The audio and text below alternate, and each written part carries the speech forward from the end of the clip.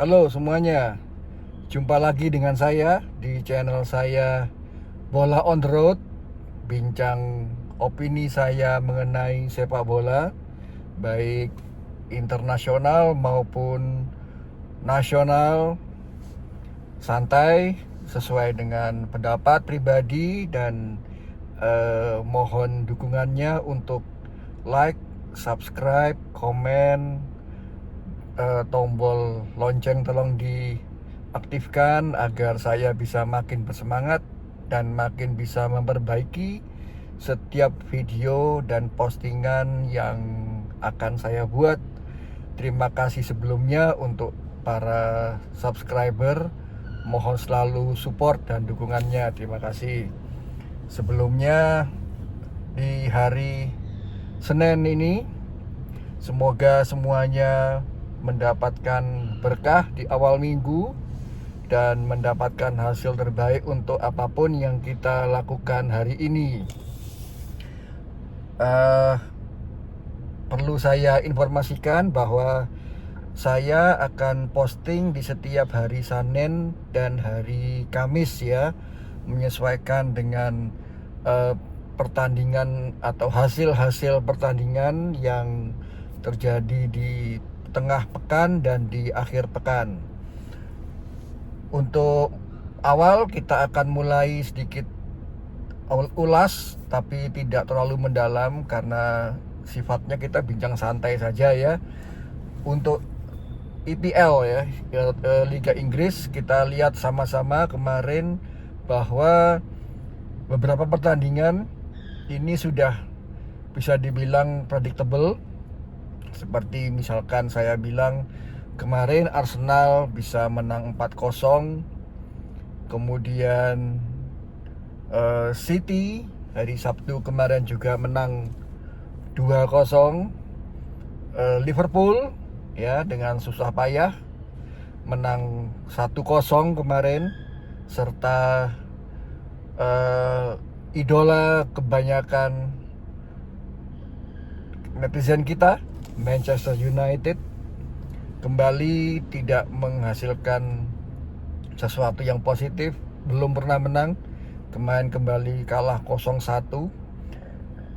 Jadi saya bilang ini untuk EPL sudah hampir bisa dipastikan bahwa Liverpool akan mengambil gelar juara di musim ini, sedangkan Arsenal ini mengincar Liga Champion ya. Tentunya dia sudah masuk ke babak semifinal dan akan menghadapi PSG. Kemudian untuk Manchester United, saya rasa menurut opini saya dia akan mengejar juara Europa League, di mana juara Europa League musim ini akan otomatis qualified ke Liga Champion musim depan. Jadi saya rasa dia melepas Liga Inggris ya, karena mungkin untuk kompetisi Eropa juga sudah sangat susah atau mungkin mustahil didapatkan lewat jalur Liga. Kemudian untuk degradasi, karena kemarin Arsenal menang melawan lawannya, kalau tidak salah Ipswich ya. Jadi jaraknya dengan MU sudah jauh. Jadi MU kurang lebih bisa dibilang aman, tidak terdegradasi. Jadi dia hanya bisa fokus di Liga Inggris. Liga Eropa, yang mana dia juga sudah lolos ke semifinal. Menurut saya itu sudah hal yang bisa saya bilang wajar, karena kita lihat porsinya masing-masing. Inggris musim depan diwakilkan oleh 5 tim yang sudah pasti, Liverpool dan Arsenal. Kemudian posisi 3, 4, 5 ini yang seru. Kalau saya rasa dari opini saya, mungkin Manchester City, kemudian Aston Villa dan Newcastle yang akan mengisi slot itu. Kalau saya rasa Chelsea, saya mungkin masih ada peluang karena poinnya antara ranking 3 sampai ranking 6 ini sama atau mungkin 1 poin ya. Nah itu dia. Cuma saya sangat menikmati permainan dari Aston Villa dan Newcastle, dua tim yang kemungkinan banyak disepelekan atau underrated, terutama Aston Villa ya. Aston Villa ini di Liga Champions dia sampai masuk babak perempat final, nyaris masuk semifinal. Andai kata mereka tidak selisih gol kalah melawan PSG. Kemudian Newcastle juga demikian. Kekompakan tim ini, permainan secara tim sangat-sangat luar biasa dan merepotkan lawan-lawannya. Jadi Aston Villa dan Newcastle ini dua tim yang saya rasa cukup layak untuk masuk ke Liga Champions musim depan ya. Ini ditambah dengan City. Kalau saya lihat City musim ini dia hanya fokus untuk mengamankan posisi 3 besar. Karena saya rasa City musim ini banyak turbulence. Mungkin saya tidak mengamati tentang teknis ya, cuma mungkin non teknis di mana mereka masih menghadapi banyak tuntutan secara hukum dari financial fair play, dan itu mungkin sangat mempengaruhi dinamika entah itu di ruang ganti atau di manajemennya, sehingga musim ini kurang baik untuk City. Saya rasa juga Pep Guardiola mungkin juga kesulitan ya dengan komposisi pemain yang kemungkinan juga akan dirombak total musim depan, seperti Kevin De Bruyne mungkin akan hengkang. Saya rasa untuk City akan banyak perombakan musim depan, terutama di sektor tengah dan belakang. Kita tahu semuanya sektor tengah ini playmaker yang belum ada.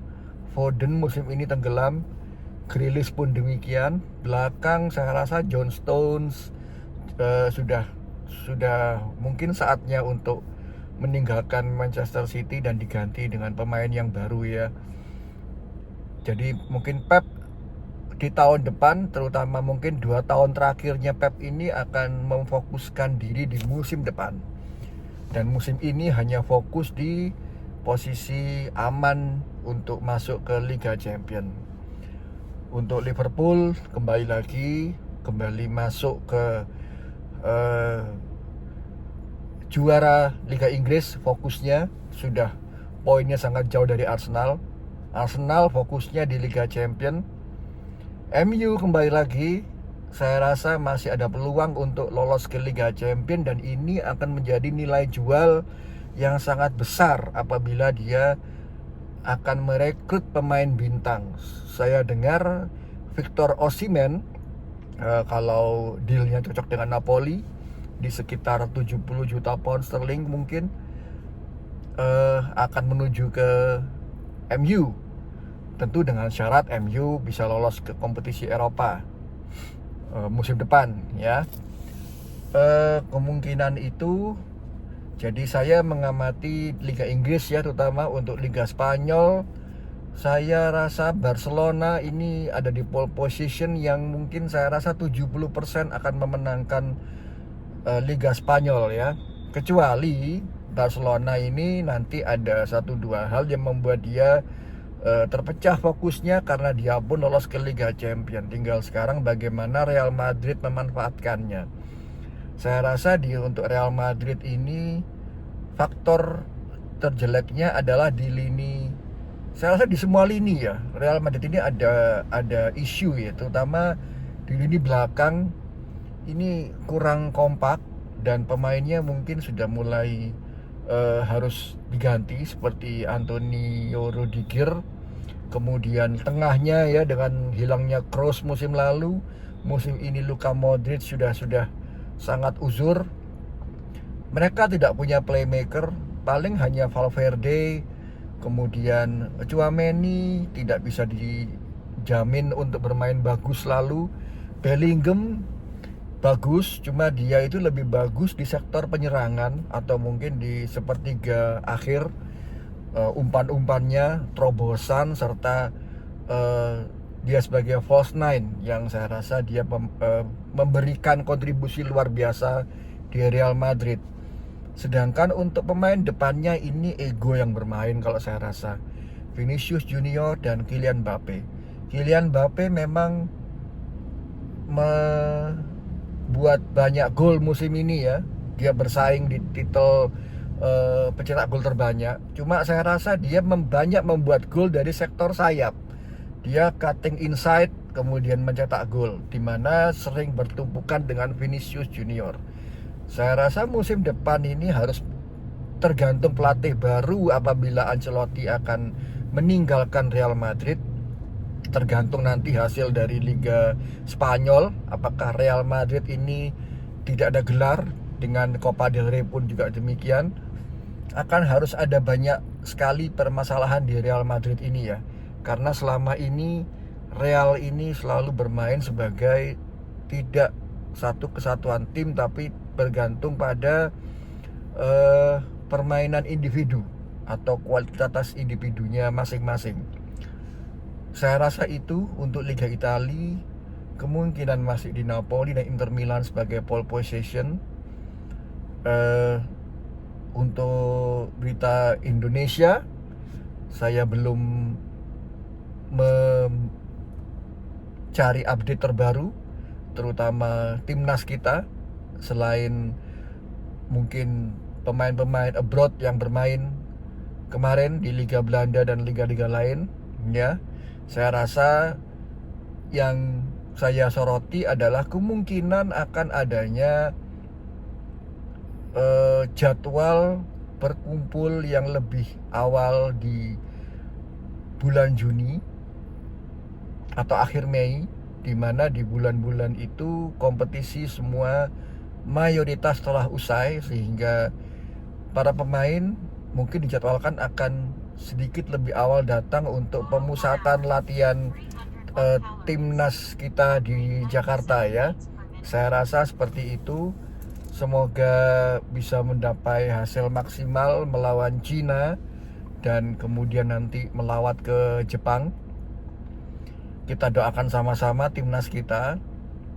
Mungkin sekian dari saya untuk opini saya mengenai liga-liga Eropa dan sedikit tentang timnas. Sekali lagi saya informasikan bahwa channel ini akan saya usahakan untuk selalu posting di hari Senin dan hari Kamis sesuai dengan jadwal hasil-hasil liga top dunia ya. Dan mohon kembali untuk klik subscribe, tanda like, jempol ke atas, kemudian notifikasi untuk saya agar bisa selalu berkembang dan bersemangat memberikan opini terbaik saya. Mohon komen dan saran kritiknya. Sekali lagi terima kasih. Salam awal pekan, semoga sukses untuk semuanya. Salam olahraga, salam sehat selalu. Bye bye.